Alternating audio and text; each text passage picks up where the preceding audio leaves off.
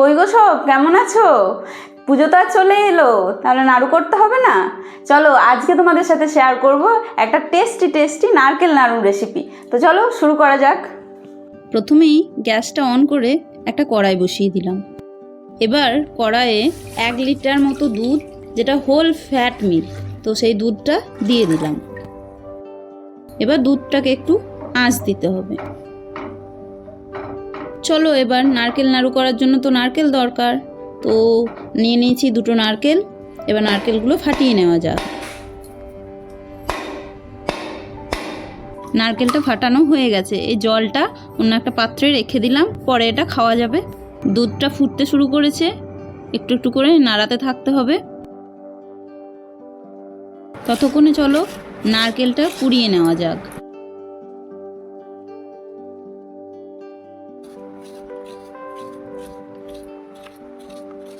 নারকেল কোড়ানো হয়ে গেছে।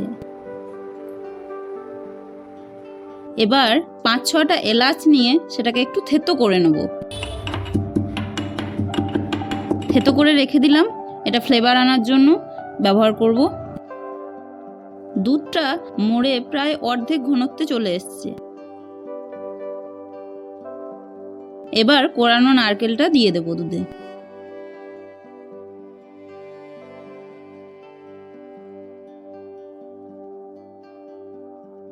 এখন বেশ খানিকক্ষণ এটা নাড়াচাড়া করতে হবে।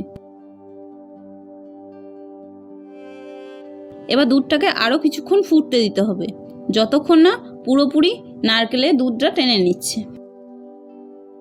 দুধটা অনেকটাই শুকিয়ে এসছে। এবার দিয়ে দেবো যে আগে থেতো করে রেখেছিলাম সেই এলাচটা।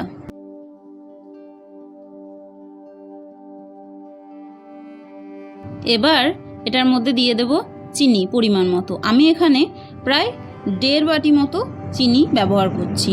তোমরা তোমাদের প্রয়োজন মতো যেরকম মিষ্টি খেতে চাও সেই অনুযায়ী চিনি কম বেশি করতে পারো।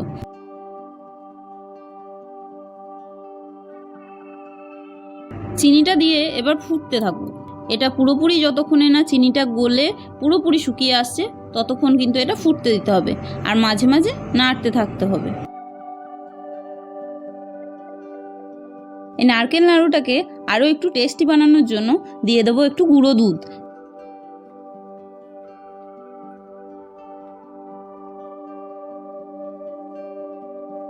দেখো প্রায় শুকিয়ে এসছে।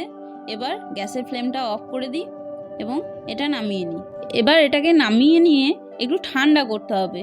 বারবার খুন্তি দিয়ে এটা নাড়াচাড়া করে করে একটু ঠান্ডা করে নেব।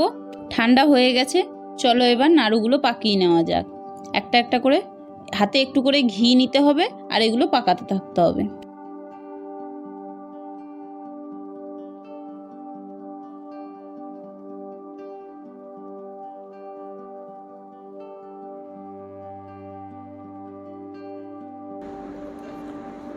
এই যে রেডি হয়ে গেল নারকেল নাড়ু, পুজোর জন্য একদম রেডি। তোমরাও বানিয়ে ফেলো চটজলদি। দেখা হচ্ছে নেক্সট ভিডিওতে। টাটা।